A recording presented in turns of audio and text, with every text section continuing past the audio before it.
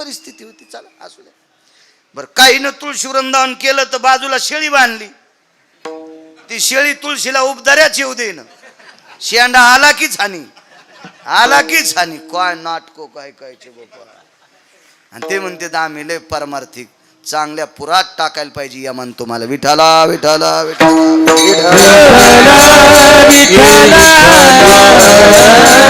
एकदम साधी बाई, एकदम साधी. तिचा नैवेद्य जगन्नाथ प्रभू खात होते. जगन्नाथ प्रभू ओडिसामध्ये, त्याला जगन्नाथपुरी म्हणतो. हो, तिची खिचडी. महाराज एक दिवस असा झाला, जगन्नाथपुरीचा राजा तोंडरूप सकाळचा 10चा नैवेद्य तो सोन्याच्या ताटात नेत होता. त्याच्या घरी रंगनाथ गुरुजी विनोदात सांगायचे, त्याची चूल पण सोन्याची होती. म्हणायचे ते विनोद. मोठ्यांचं वाक्य असते महाराज. मोठ्या लोकांची वाक्य ही वाक्य नसतात, ती अमृता समान असतात. मोठ्यांची वाक्य ही वाक्य नसून ती उपदेशाचं सूत्र असतात. गुरुजी म्हणायचे वैभवशाली राजा, त्याच्या समोर जे नगारा वाजायचा, त्या देवाला नैवेद्य घेऊन जात असताना तो नगारा सोन्याच्या टिपऱ्यान वाजत होता. राजा आहे महाराज तो, बोजेकर बाबा राजा आहे तो. सोन्याच्या टिपऱ्यानं नगारा वाजायचा. आणि वैभवामध्ये मोठ्या थाटामाटात भक्तीच्या मस्तीत, वाक्य नीट ऐका, भक्तीच्या मस्तीत देवाला नैवेद्य जायचा. पण जगन्नाथ प्रभूला नैवेद्य मात्र खिचडीचा. त्याला पुरणपोळीचा नैवेद्य नाही काय, त्याचं ते खिचडीच नैवेद्य होता तो खिचडीचा. आजही कुठं काही काही परंपरा आहेत. आमच्याकडे बालानंद स्वामीचं मंदिर अलीकडे सातवण्याला आहे. तिथं एखादा श्रीमंत काजूची भाजी करीन, पनीरची करील, बदामाची करीन, कारकाची करीन, कशा कशाच्या करते ते करू द्या, पण तिथं भाजी पाहिजे गाजराचीच. परंपरा परंपरा परंपरा. इकडे अलीकडे मंगरुळला बोडखे बाबा नावाची संत होऊन गेले. आसरा मातांसारखे संत, अवलिया संत, फार मोठा इतिहास त्यांचा. नदीच्या कडेला, ओढ्याच्या कडेला काही पोरांनी माश्या धरल्या, सरपण जमा केलं, जाळ पेटीला, त्याच्यावर त्या नदीतले मासे भाजले आणि खा म्हणले महाराज. महाराजानं ते मासे असे तोंडात 5-10 टाकले आणि ह्याच पोट्ट्याने गावात येऊन सांगितलं महाराजांनी माशा खाल्ल्या. 5-10 महाराज मासे खाल्ले? हो म्हणले. काय काम म्हणले? गळ्यात तुळशीची माळ. आणि म्हणले मग काय व्हाले? मग आम्ही उद्यापासून खाऊ. नाही रे मरतान बेटे हो, मासे खाता असतात तुम्ही वारकरी हो ना, मासे कसे खाता येतील? मग आम्ही तुमच्या पाया पडून वारकरी झालो, तुम्ही कसे खाल्ले? अरे मी खाल्ले नाही रे, हे मारू लागले म्हणून जिते केले. बर ते भाजले होते, भाजल्यावर जिते राहतात का?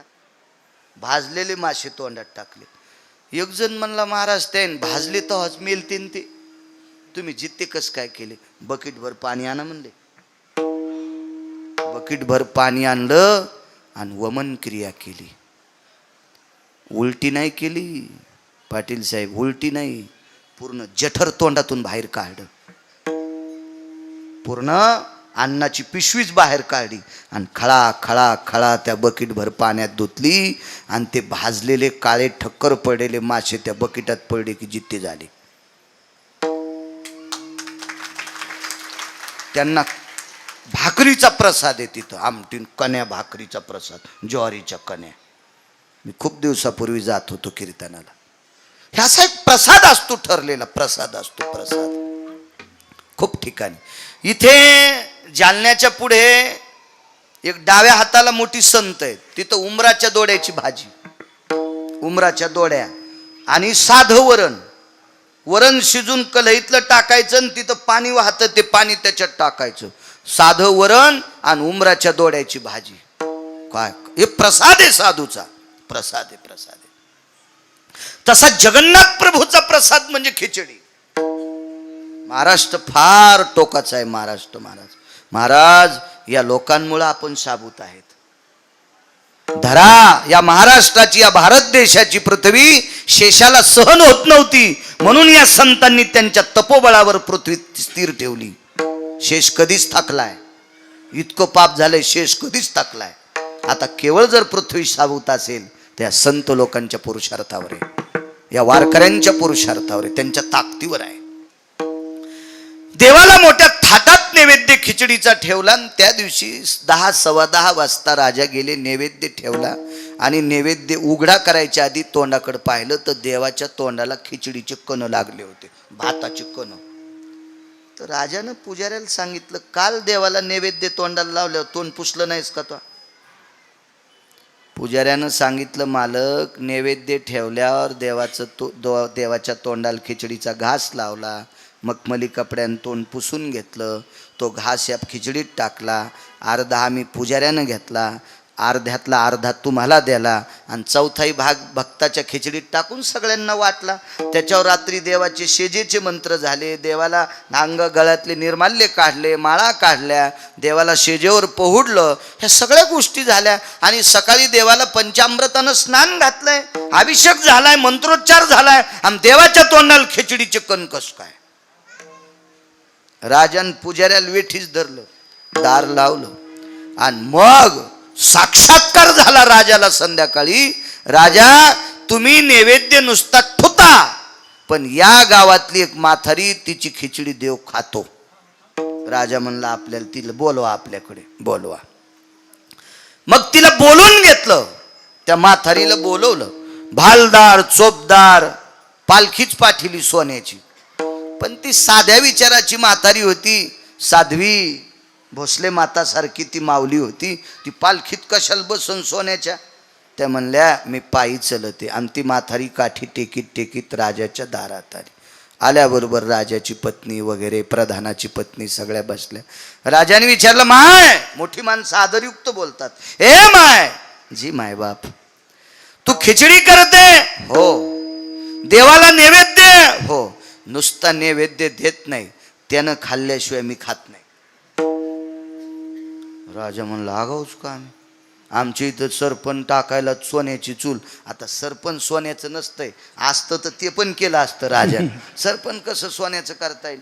चूल सोन्याची, भांडे सोन्याचे, चमचे सोन्याचे, ताट सोन्याचा, नगारा वाजायला सोन्याची टिपरे, नगाऱ्याचं कातड सोन्याचं करता येत नाही, तर ते पण केलं असतं. माणसं काय करतील पैशाच्या जोरावर देव जाणे, सगळं वैभवशाली. आम्ही काय ठुली म्हणून ठुतो, खाल्ली म्हणून खाऊ घालतो आणि आणतो घरी. म्हातारी म्हणली, तशी नाही. मग राणीनं सांगितलं, प्रधानाच्या पत्नीनं सांगितलं, बऱ्यापैकी असे चरचर बोलणारे लोक असतात ना मोठ्या लोकाय पुढं, पण मोठ्याल्या लोकांसोबत राहणाऱ्यानं जरा हिशोबात बोललं पाहिजे. आमच्या इथले एक मोठ्याच्या संग राहून गरीबाला गाचंड्या देत होतं, पण ते मोठं पळड्याव याला लोक नदीला हाणलं, मग त्याला नदीला हाणलं लोकांनी. त्याच्यामुळं मोठ्याच्या संग राहून आपण नाही तर केलं पाहिजे. मोठे मोठे असतात ते पळड्याव, आपल्याला कोणी हानीत मग, त्याच्यामुळे नाही. हा हा, या बा, बैल म्हातारा झाला की येसन काढून घेत असते, यशनी काढून घ्यायची वेळ येऊ दिली नाही पाहिजे माणसानं. विठाला विठाला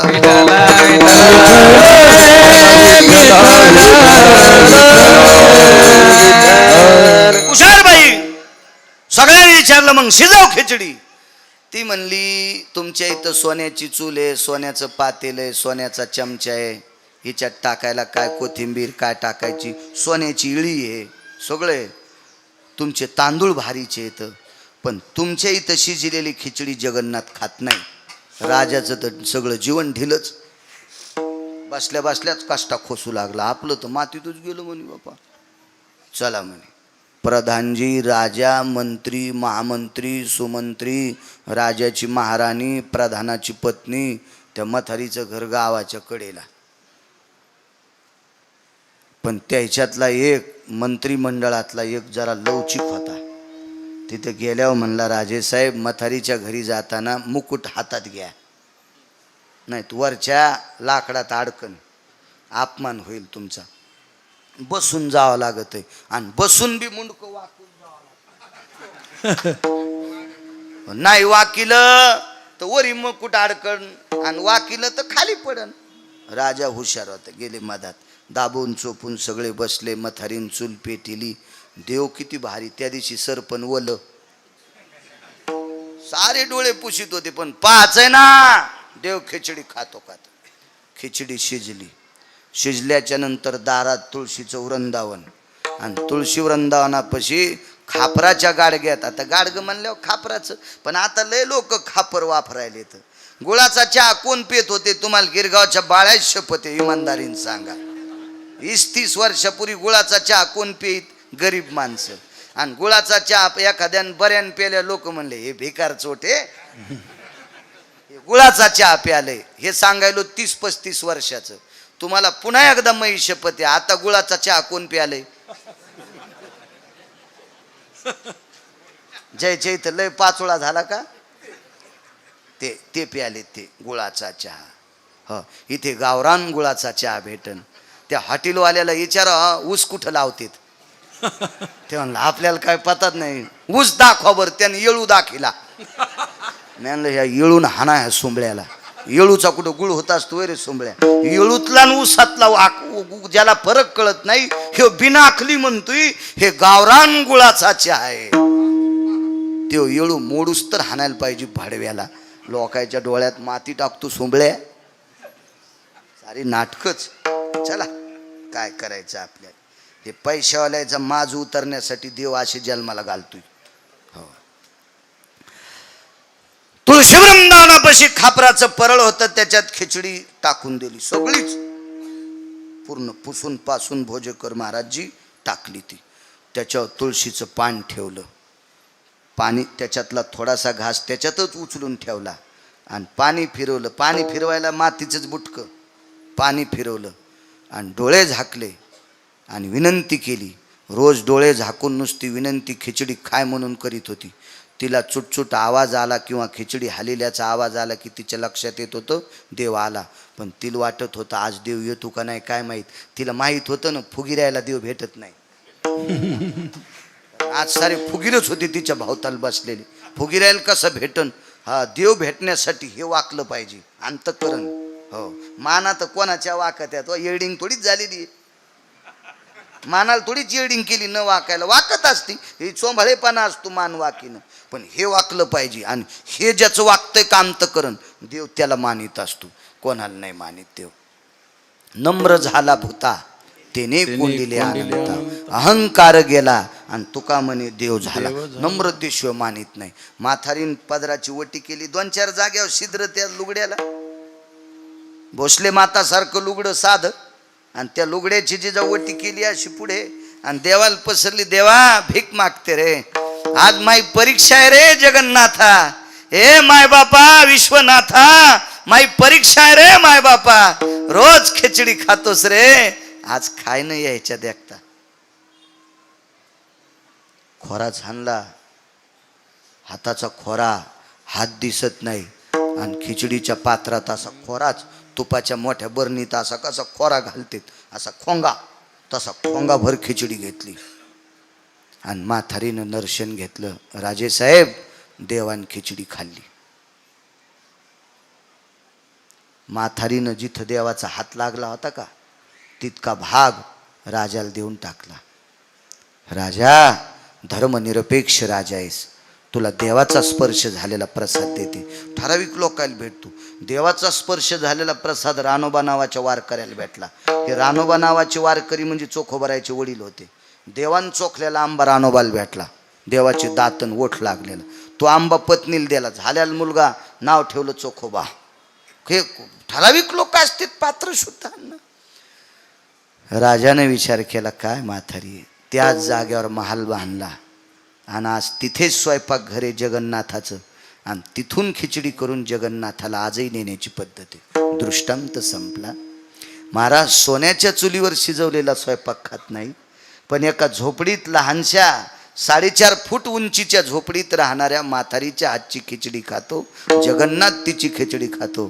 ती साध्वी किती अधिकारी असेल तशा माझ्या भोसले माता किती अधिकारी असताल. म्हणून मालक पहिल्या कडव्यात म्हणतात काय त्यांचा महिमा वर्णवारवार. काय त्यांचा महिमा वर्णवारवार. काय त्यांचा महिमा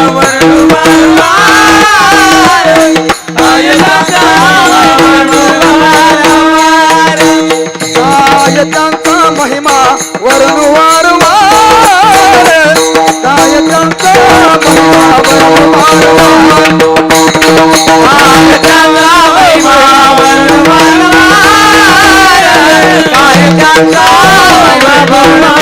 वरण हरी भक्त थोर हरी भक्त थोर हो मंडळी त्यांची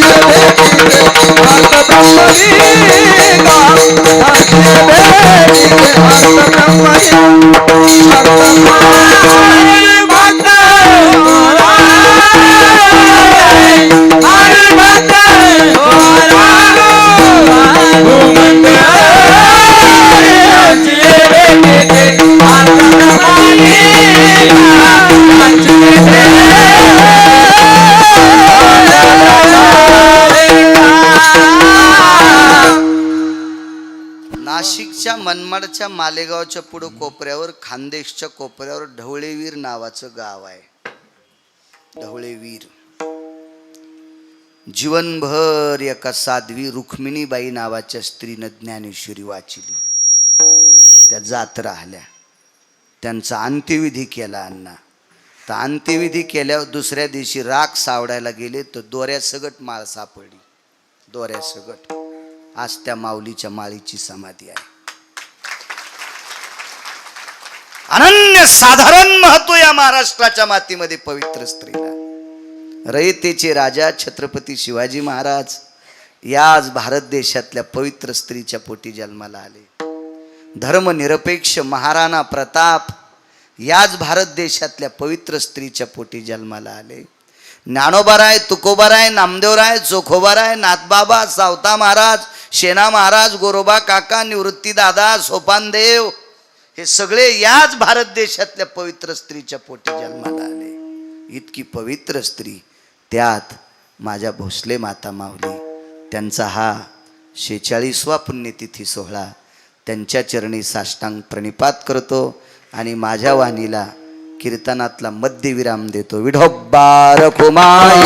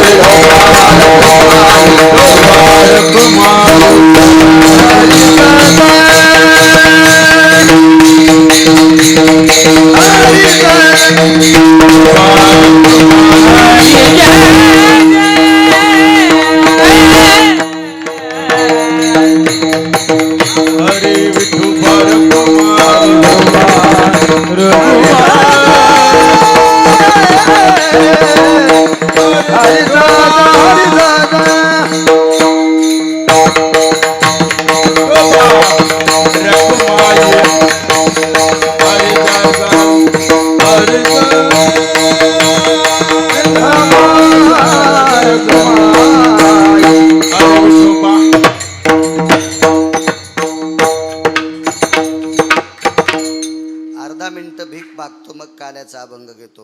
नम शिवाय, ओम नम शिवाय, हर हर भोले नमः शिवाय नमः शिवाय ओम टाळी टाळी टाळी हातावरी करा हात. भोले नमः शिवाय नमः शिवाय ओ नमः शिवाय हर हर भोले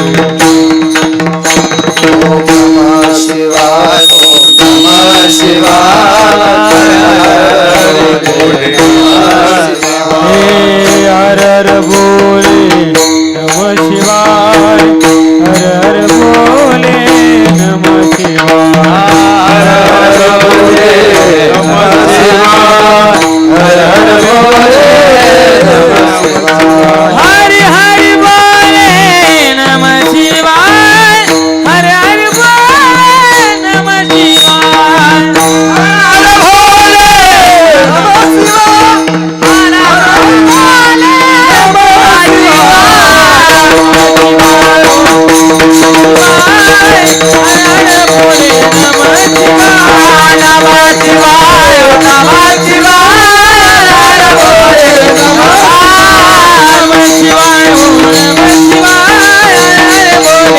शिवाय हर हर भोले मोठ्या श्रद्धेने चालत असलेला हा समाधी उत्सव, पुण्यप्रसंग सोहळा साध्वी आसरामाता भोसले त्यांच्या चरणी माझ्या वाणीला विराम देतो. पवित्र श्रावण मास, या श्रावण मासामध्ये एका साध्वी माऊलीचा समाधी सोहळा, त्या सोहळ्यात आजचा काल्याचा प्रसाद मोठ्या श्रद्धेने मोठ्या अट्टहासाने भरतांना घोडके यांनी केला. मला जिजा म्हणाले त्यांची फार इच्छा होती प्रसाद मला मिळावा आणि त्या प्रसादाला बाळू महाराजांचं कीर्तन असावं, असा त्यांची भावना. योगायोग मलाही येण्याचा आला. भरतांना घोडके त्यांना कोटी कोटी धन्यवाद. अशा पवित्र श्रावण मासामध्ये एक अनन्यसाधारण महत्त्व आहे. माझ्या भगवान शिवजीचं या मासाला आधिपत्य आहे आणि या मासामध्ये एका पवित्र साध्वीच्या समाधी सोहळ्याच्या दिवशी तुम्ही प्रसाद केला. एवढ्या मोठ्या भक्तगणांना, वारकऱ्यांना तो प्रसाद मुखात जातो आणि त्या प्रसादासाठी नामचिंतन पुण्यपावन प्रसंग म्हणून या प्रसंगावर तुम्ही गोड अशा प्रकारचा तुमचा अर्थ अर्जन करून ती संपत्ती, सात्विक संपत्ती आध्यात्मिक क्षेत्रात खर्च केली. त्याबद्दल भरतांना घोडके तुम्हाला पुनश्च कोटी कोटी धन्यवाद देतो आणि काल्याचा अभंग घेऊ. कंठी धरिला कृष्ण म्हणे अवघा जनी प्रकाश, आला वाटू एकामेका वैष्णवनिका संभ्रमा, वाकुल्या ब्रह्मदिका उत्तम लोका दाखवू, आला वाटू एकामेका वैष्णवनिका संभ्रमा, हे तुका म्हणे हो मंडळी आम्ही बळे वीर गाडे, आला वाटू एकामेका वैष्णवनिका संभ्रमा, शंकरा जुळे होतो दिलाचे केवळे, वारे दोन्ही कडे मुख बसवून कडे, वाहतीच्या धारा धारे दोहीच्या गोबरा, वारे दोही करे मुख बसवून, तुका म्हण्या ते तुका निकवणे तुका, वारे दोन्ही कडे तुका म्हण्या ते तुका निकवणे तुका, वारे दोही करे मुख पसरून निघणे, म्हणे हाते तुका निकवणे तुका, वारे दोही करे मुख पसरून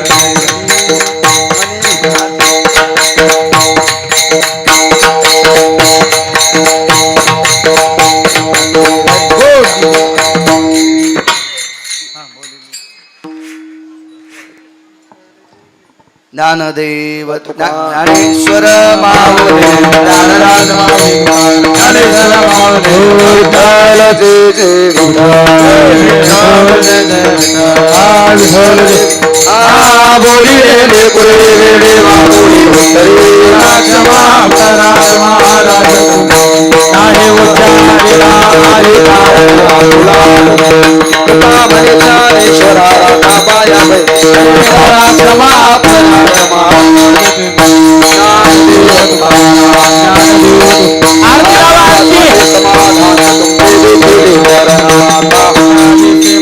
येते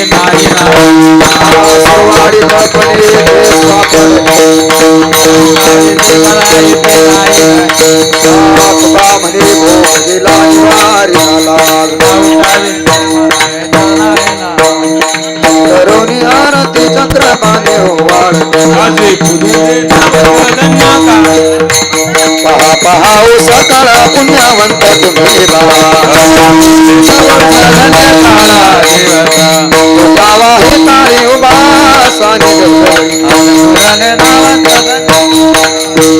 प्रेम सप्रेम आरती गोविंदा आरती काळा प्रौढा आणि मुक्ता वाळती ब्रह्मांड नामा म्हणे ते सेवा ते देऊनी राहील योग्य 28 विकेवर भावा भले कांडाले ब्रह्मारिया चली बाई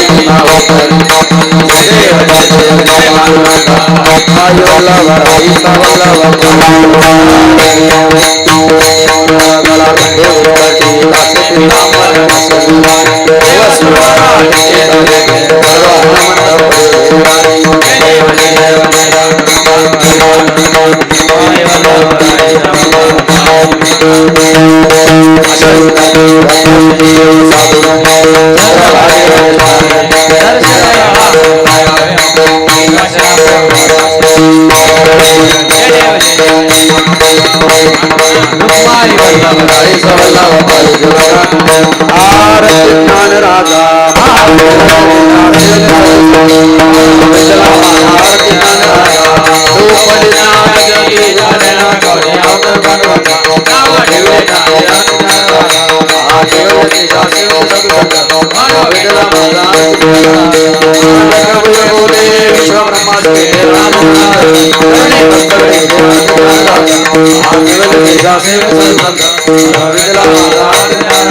आरती तुकारामा स्वामी सद्गुरु स्वामी